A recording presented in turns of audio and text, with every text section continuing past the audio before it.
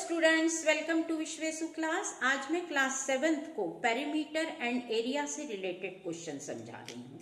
ये जो क्वेश्चन है ये एनसीईआरटी के 11 चैप्टर से रिलेटेड है। इसमें मैं आपको 11.1 का फर्स्ट क्वेश्चन पहले समझा रही हूँ। क्वेश्चन मैं पहले बुक से पढ़ूंगी और सोल्यूशन मैं आपको ब्लैक बोर्ड पर दिखाऊंगी। क्वेश्चन है, the length and breadth of a rectangular piece of land are 500 metre and 300 metre. Find its. First part में आपसे एरिया मांगा जा रहा है और सेकेंड पार्ट में the cost of the land if 1 m square of the land cost ₹10,000 और second में आपसे कॉस्ट मांगी जा रही है। तो चलिए ये क्वेश्चन हम कैसे करेंगे। क्वेश्चन के हिसाब से आपके पास में लेंथ है 500 मीटर और ब्रेड्थ है आपकी 300 मीटर। इस बात का ध्यान रखिए कि जब भी क्वेश्चन में जैसे लेंथ दी है, ब्रेड्थ दी है, तो जो बातें दी जाती हैं उसको आप ब्लैक बोर्ड अपने कॉपी में ज़रूर लिखिए। तो लेंथ इक्वल्स टू 500 मीटर लिखिए और ब्रेड्थ इक्वल्स टू 300 मीटर। अब फर्स्ट पार्ट में आपको क्या निकालना है? आपको एरिया निकालना है। तो फर्स्ट पार्ट में एरिया किसका निकालना है? रेक्टेंगुलर फील्ड का निकालना है। तो रेक्टेंगुलर फील्ड का एरिया का फॉर्मूला होता है लेंथ इंटू ब्रेड्थ। ये एरिया का फॉर्मूला है। तो लेंथ तो है आपकी 500 मीटर और ब्रेड्थ है आपकी 300 मीटर। तो इन दोनों को मुझे मल्टीप्लाई करना है क्योंकि एरिया का फॉर्मूला ही है लेंथ इंटू ब्रेड्थ। ये करते समय पर ये बात नोट करना बहुत जरूरी है आपके लिए कि दोनों ही यूनिट सेम होना चाहिए। अगर यूनिट सेम नहीं होंगे तो उन्हें आपको पहले सेम करना पड़ता है। वो कैसे करते हैं वो भी मैं आपको धीरे धीरे समझाऊंगी। तो दोनों यूनिट सेम है तो चेंज करने की तो आपको कोई ज़रूरत ही नहीं है। बस लेंथ इंटू ब्रेड्थ कर दीजिए तो क्या आंसर आ जाएगा? 5 3 जा तो 15 कर लीजिए क्योंकि बाकी सभी जीरो हैं। तो इसके आगे 2 जीरो, ये 2 जीरो और 3 के आगे भी 2 जीरो, तो ये 2। तो 15 के आगे आपके 4 जीरो बढ़ जाएंगे। तो एरिया आपका आएगा 1,50,000 m स्क्वायर। जब भी किसी फील्ड का एरिया निकाला जाता है इसको आप SQM भी लिख सकते हैं या m स्क्वायर भी लिख सकते, बात एक ही है। तो जब भी किसी फील्ड का एरिया निकाला जाता है तो यूनिट हमेशा स्क्वायर का लगेगा या फिर SQM लिख दीजिए तो भी चलेगा। और जब पेरीमीटर निकाला जाता है तो वहां पर m स्क्वायर या cm स्क्वायर का यूनिट कभी नहीं रहता है। तो यहाँ तो एरिया था तो आप m स्क्वायर का यूनिट डाल दीजिए। तो ये आपका फर्स्ट पार्ट का आंसर आ गया। ये फर्स्ट पार्ट का आंसर आपका आ चुका है। तो यहाँ लिख दीजिए answer equals to 1,50,000 m square. अब वो आपसे सेकेंड पार्ट भी उसमें पूछा जा रहा है कि find the cost of land, मतलब जो आपका एरिया आया है उसकी कॉस्ट क्या होगी अगर इफ 1 m स्क्वायर कॉस्ट 10,000। अगर 1 m स्क्वायर की कॉस्ट 10,000 है तो 1,50,000 की कॉस्ट क्या होगी, ये कहने का मतलब है।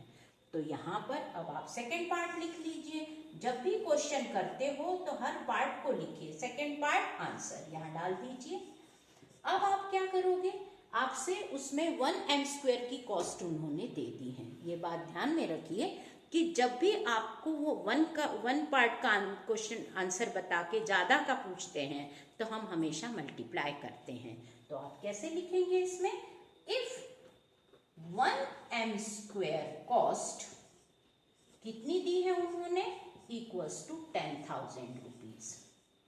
ये उन्होंने 1 m स्क्वायर की कॉस्ट दी है आपकी 10,000।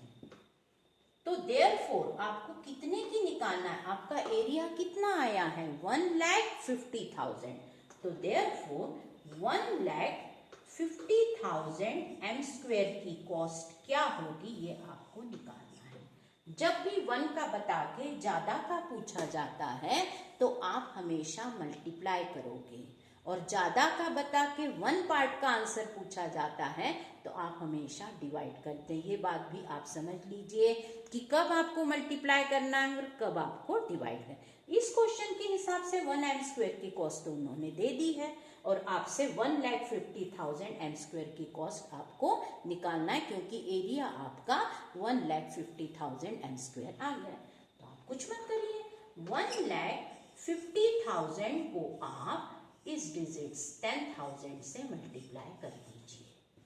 तो जो भी आंसर आएगा वो आपका अब एम स्क्वायर में नहीं आएगा, वो रुपीज में आएगा। क्यों? क्योंकि यहाँ पर बात आपसे कॉस्ट की पूछी जा रही है कि इतने की कॉस्ट कितनी होगी, मतलब 1,50,000 की कॉस्ट क्या होगी।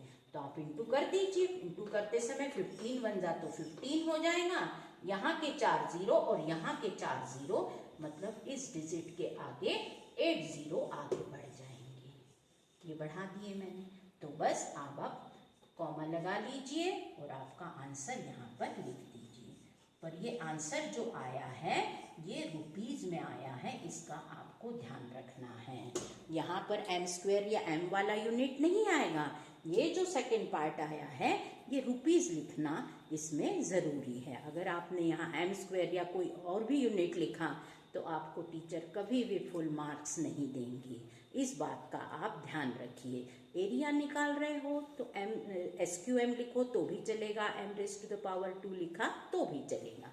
चलिए अब सेकंड क्वेश्चन मैं बता रही हूँ 11.1 का। सेकंड क्वेश्चन मैं पहले पढ़ूंगी बुक से और फिर मैं आपको सॉल्यूशन ब्लैक बोर्ड पर बताती हूँ।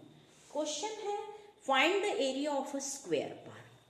यहाँ किससे रिलेटेड बात की जा रही है? स्क्वायर पार्क से। अब ये पार्क रेक्टेंगुलर शेप का नहीं है, ये स्क्वायर शेप का है। Park whose perimeter 320 metre. इसमें स्क्वायर पार्क का पेरीमीटर दिया जा रहा है। आपको क्या क्या दिया गया है? इसमें सिर्फ पेरीमीटर दिया गया है।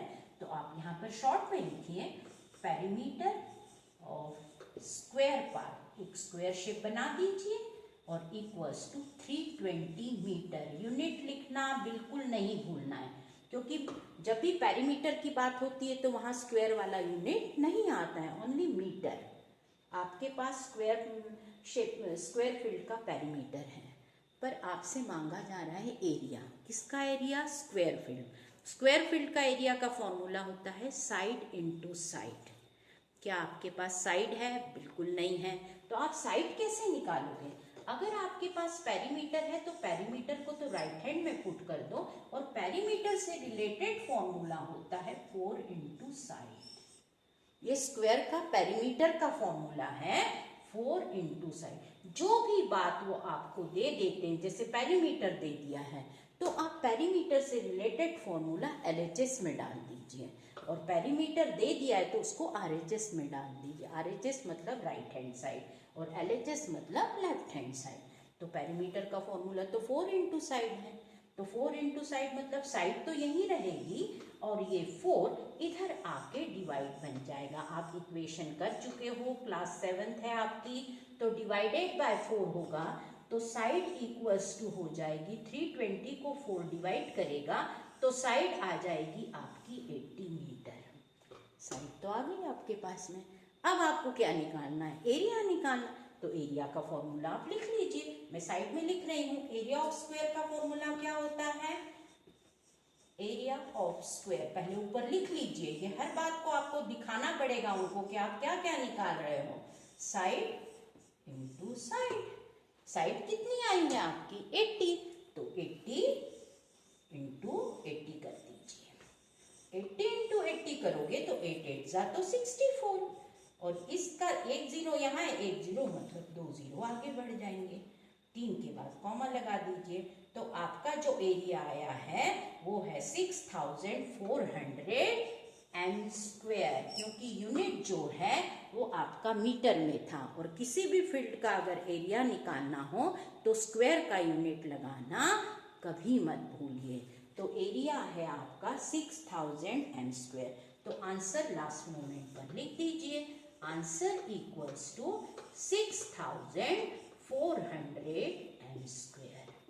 ध्यान रखिए क्वेश्चन में उन्होंने पेरीमीटर दिया था और आपसे एरिया मांगा जा रहा है। जो बात वो देते हैं वो तो आप लिख दीजिए कि perimeter of square equals to this. पर आपको मालूम है कि स्क्वायर का एरिया का फॉर्मूला होता है साइड इंटू साइड और पेरीमीटर का फॉर्मूला होता है 4 इंटू साइड। लेकिन आपके पास में साइड तो है ही नहीं, तो आप ऐसे समय क्या करोगे? 4 इंटू साइड लेफ्ट हैंड में रख लो और इक्वल्स टू 320 को राइट हैंड साइड पुट कर, जो बात आपके पास है उसको हमेशा राइट हैंड साइड पुट कर दीजिए आप। 4 इंटू साइड, साइड तो यही रहेगी और 4 ये इंटू को इंडिकेट कर रहा है तो इधर जाके डिवाइड बन जाएगा, आपको इक्वेशन के रूल मालूम है।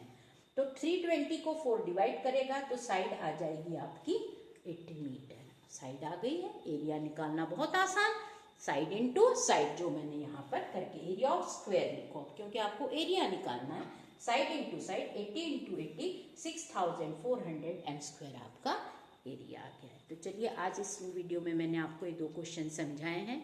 अगर आपको वीडियो पसंद आता है तो प्लीज़ लाइक और सब्सक्राइब करना बिल्कुल मत भूलिए। Thank you.